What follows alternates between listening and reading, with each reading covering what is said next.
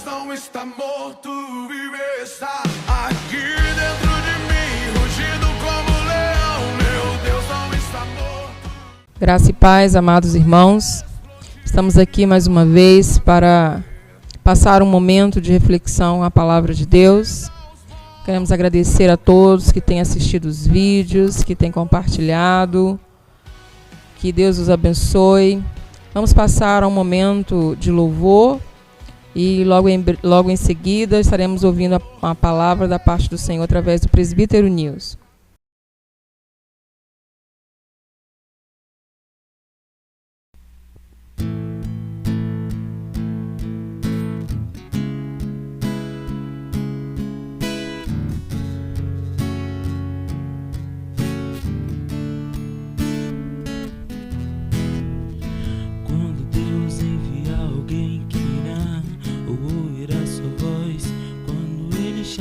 Será que essas são as mãos que ele vai usar? Meus olhos viram quando por aqui ele passou. Será que o meu coração ardeu quando ele falou, reconhecendo que o mestre se aproximou? Mesmo que eu não te ouça,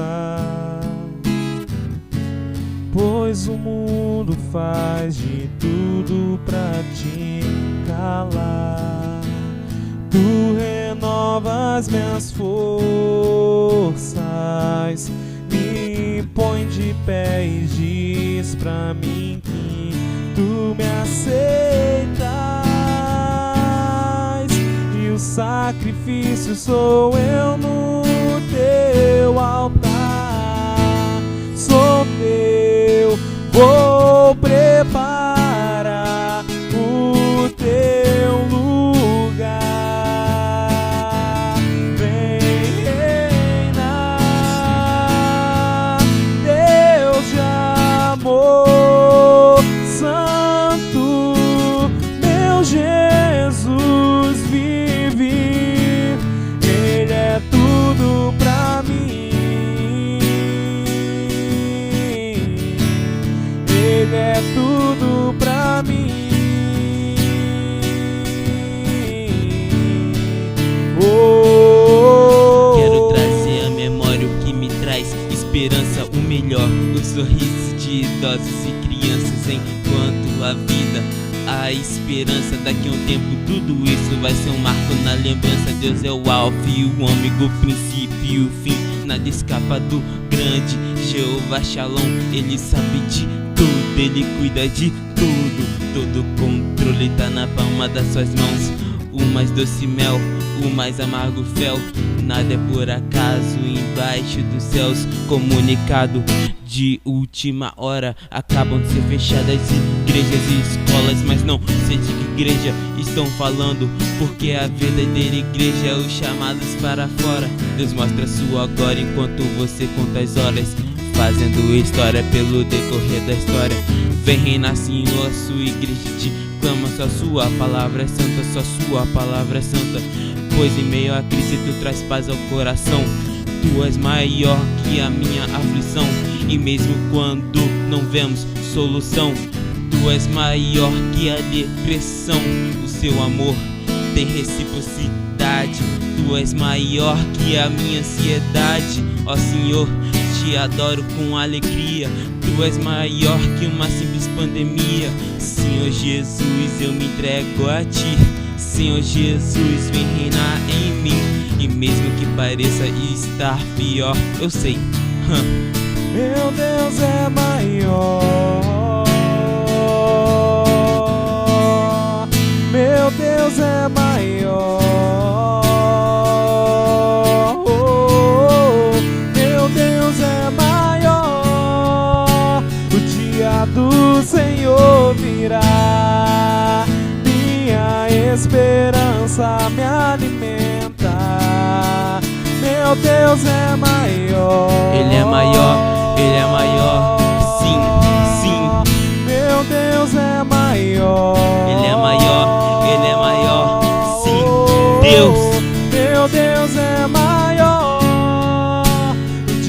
do Senhor virá. Minha esperança me alimenta. Sou teu, vou preparar o teu lugar. Vem reinar, Deus de amor santo, meu Jesus vive, Ele é tudo pra mim.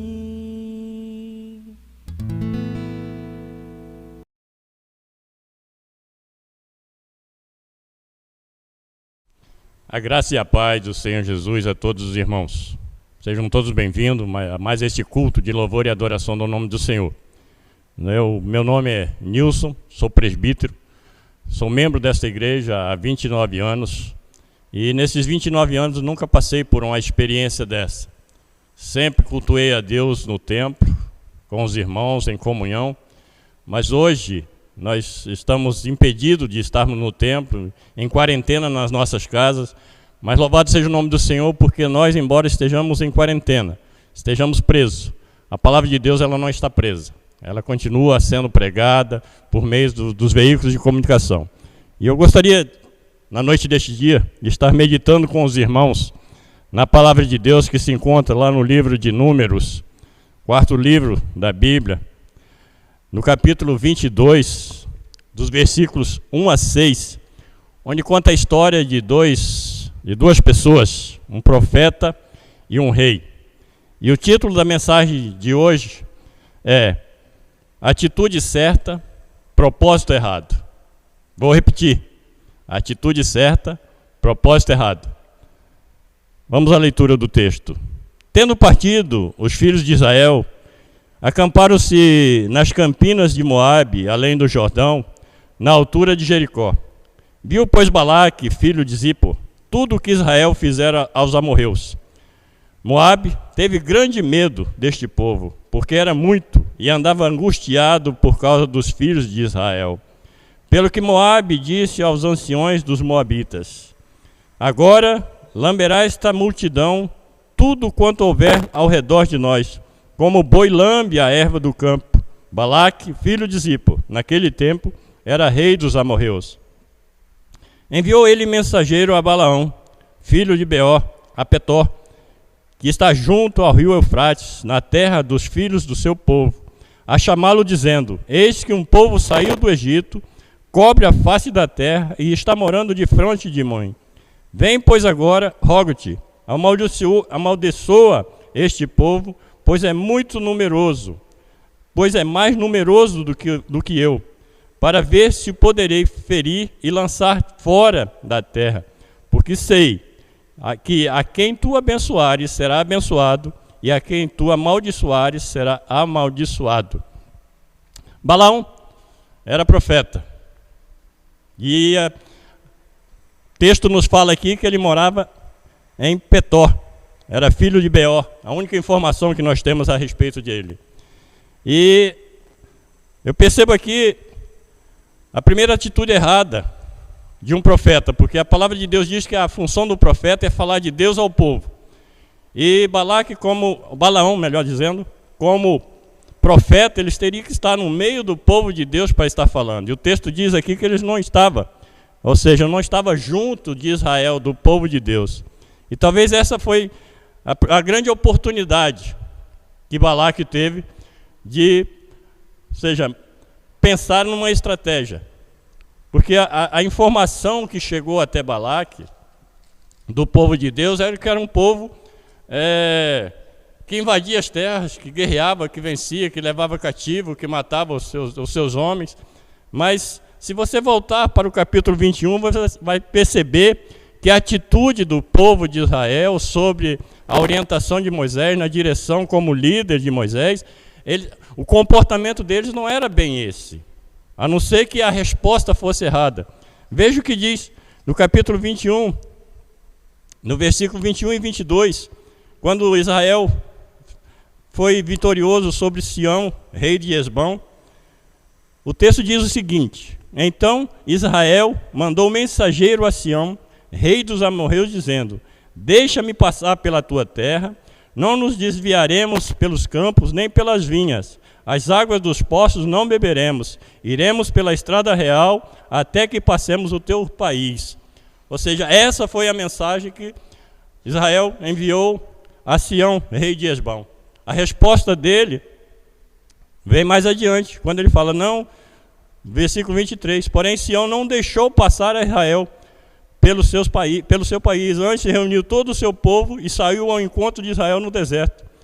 Veio a Jaza e pelejou contra Israel. E aí Israel feriu. Se você continuar lendo o texto, vai ver que Israel feriu o rei, matou aquelas pessoas e tomou as suas terras. Essa foi a informação que chegou até Balaque.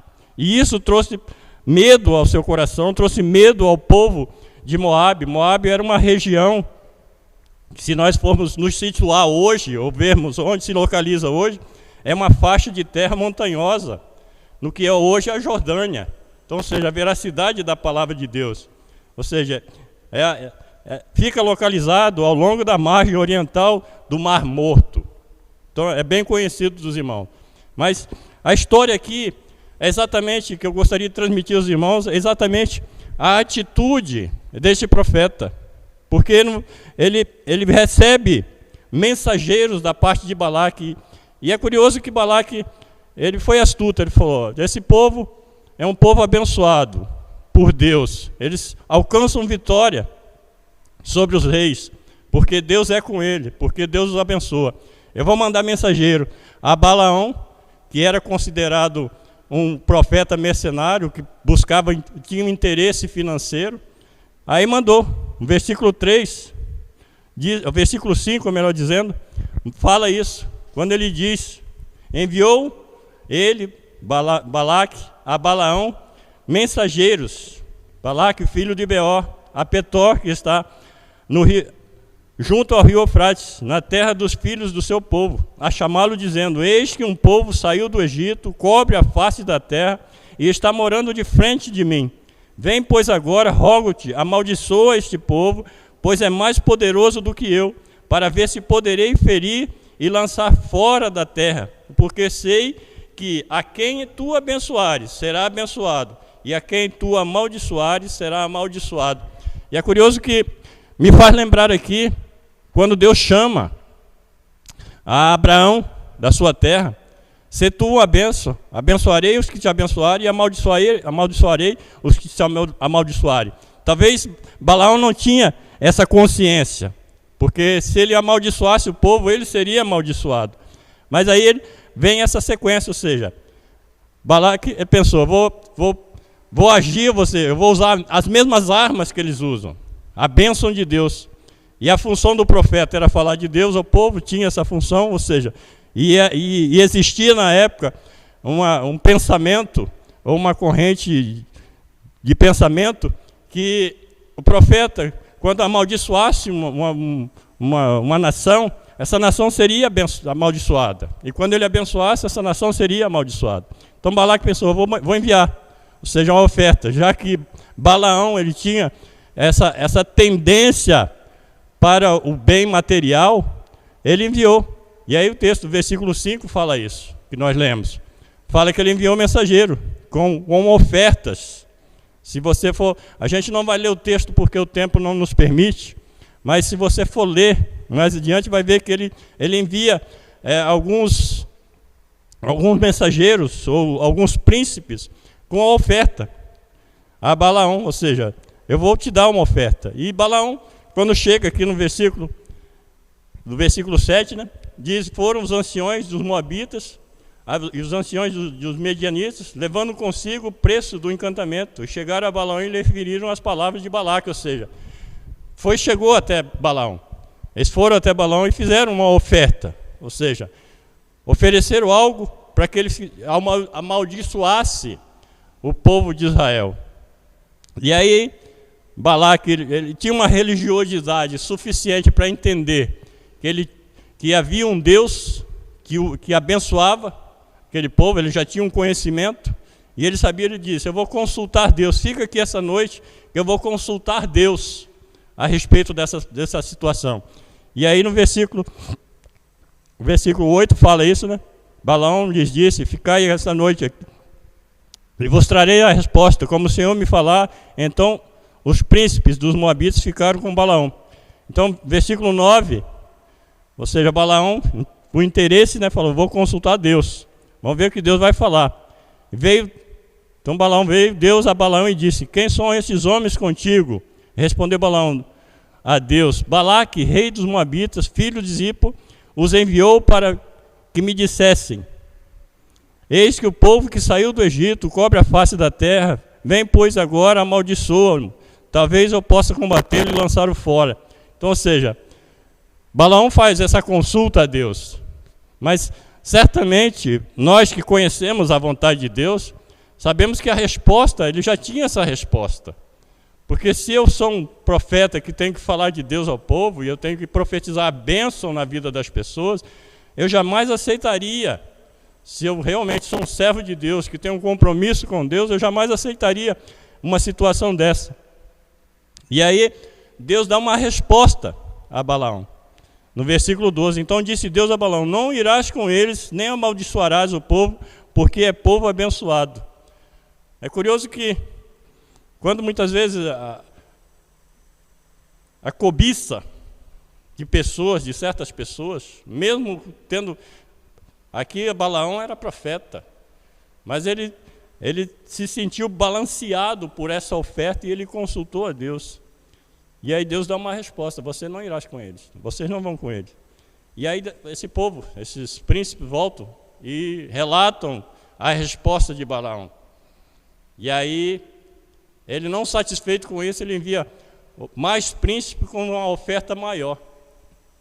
E aí, a resposta de Deus, se você for seguir a leitura desse texto, que começa a história, começa no versículo 22, e ela vai adiante até começa no capítulo 22, vai adiante até o capítulo 31, falando dessa história.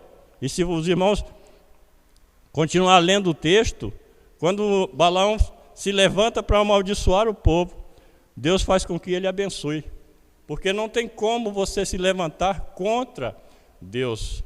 A ordem que Deus dá, ela não volta atrás, e por mais que as pessoas queiram insistir, e foi o caso de Balaão, queriam insistir, o caso de Balaque, oferecendo oferta para que ele amaldiçoasse. Por 3 vezes, Balaão abençoou ao povo de Deus. E eu dentro desse texto, para que a gente possa encurtar a mensagem para os irmãos, eu gostaria de tirar para nós um tríplice, ou seja, 3 testemunhos.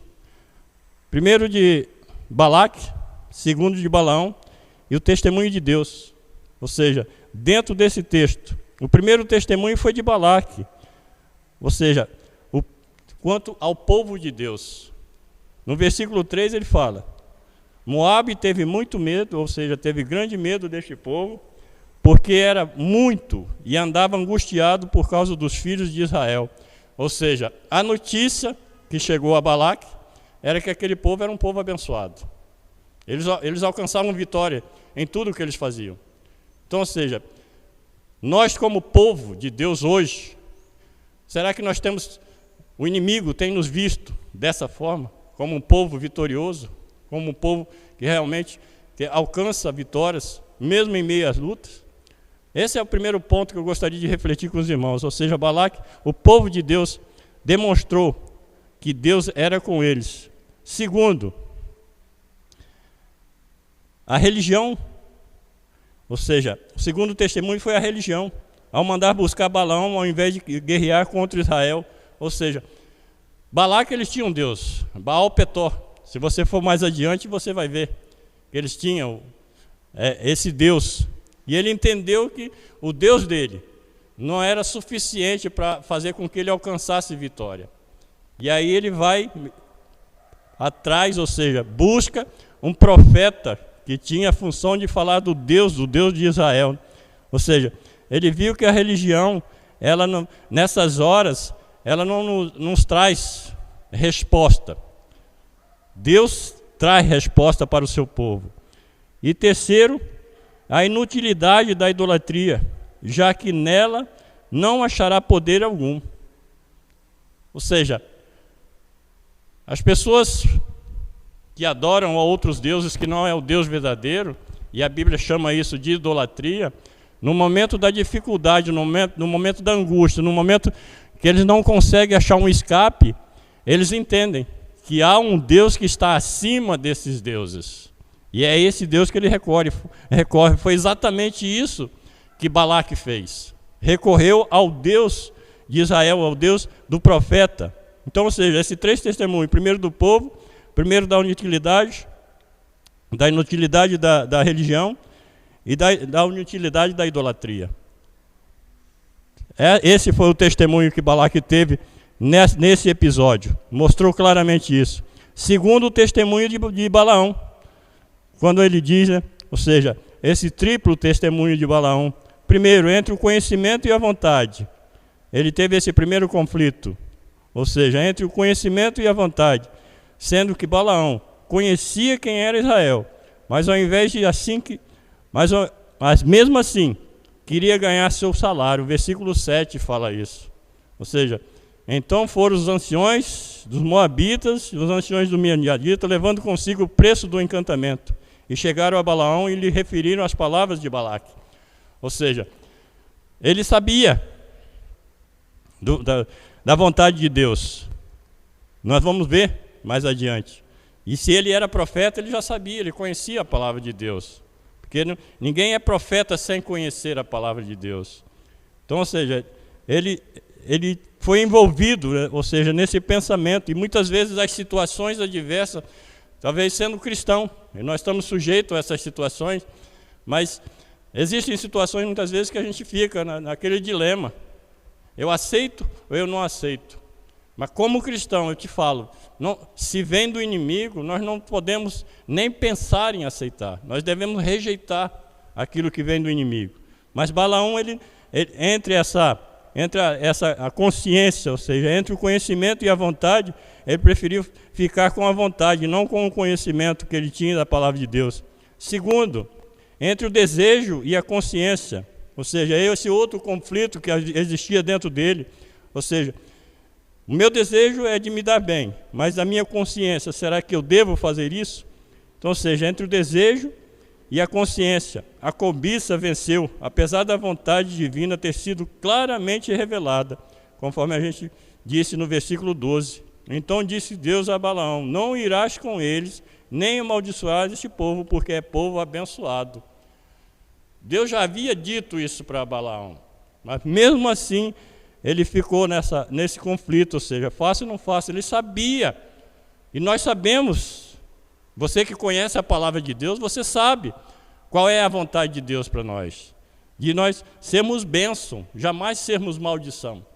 E Balaão ficou nesse dilema. E terceiro, entre a consciência e a voluntariedade. Ou seja, mais esse conflito dentro dele. Ou seja, porque tendo recebido a proibição nítida, quis saber o que mais o Senhor diria.